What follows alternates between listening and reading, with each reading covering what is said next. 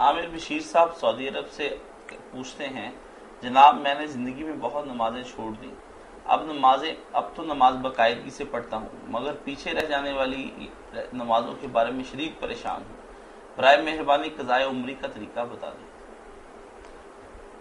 بہتر تو یہی ہے کہ آپ قضائے عمری کی بجائے نا اب آئندہ کے لیے اللہ تعالیٰ سے توفیق مانگیں کہ نماز باقاعدگی سے ادا ہو، سنتیں اور نفل کو زیادہ پڑھتے رہیں، انشاءاللہ پچھلے فرضوں کی کمی پوری ہو جائے گی۔ بڑے بڑے نیک لوگ ابن تیمیہ ابن حزم جیسے کہتے ہیں کہ پچھلی نمازیں پڑھنے کی کیا ضرورت ہے، اللہ معاف کرنے والا، مگر باقی بہت سے بڑے بڑے نیک لوگوں کا بھی خیال ہے کہ مسلم اگر چھوڑتا رہا نمازیں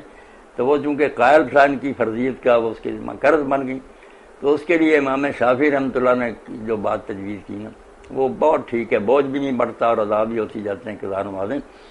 کہ وہ سنتیں اور نفل جو ہے نا نمازوں کے ساتھ ان کو ان فرضوں کی نیت سے پڑھتا رہے، سنتیں چھوڑ دے، اس کو اس طرح کنورٹ کر دے کہ میں جو زور کی 4 سنتیں یہ کوئی چھوٹی زور پڑھ رہا ہوں،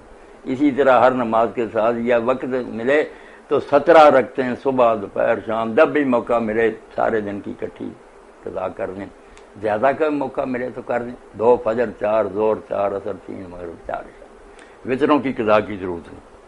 کرنا ہے تو کر لیں، ورنہ آپ بے فکر ہو جائیں، اللہ بہت کریم ہے مہربان ہے، وہ اتنا سخت گیر نہیں ہے، آپ بس اب اللہ سے دعا کریں کہ اب مجھے سیدھا راستہ مل گیا، اللہم ثبت قلبی علی دینک ما احییتنی ولا تزغ قلبی بعد اذ ہدیتنی انک انت الوہاب، کہ اپنے دین پر میرے دل کو جمائے رکھ، اور اب جب میرے دل کو تو نے ہدایت دی ہے تو ٹیڑھا نہ ہونے دینا، تو وہی اصلی داتا ہے۔ یہ دعا یا اللہم مقلب القلوب ثبت قلبی علی دینک پڑھتے رہا کریں، میں آپ سب پڑھیں، سب محتاج ہیں، دل کے بدلنے کا پتہ نہیں کس وقت بدل جائے، اس لیے اللہ سے دعا کریں کیا دلوں کو پھیرنے والے میرے دل کو دین پر جمائے رکھنا،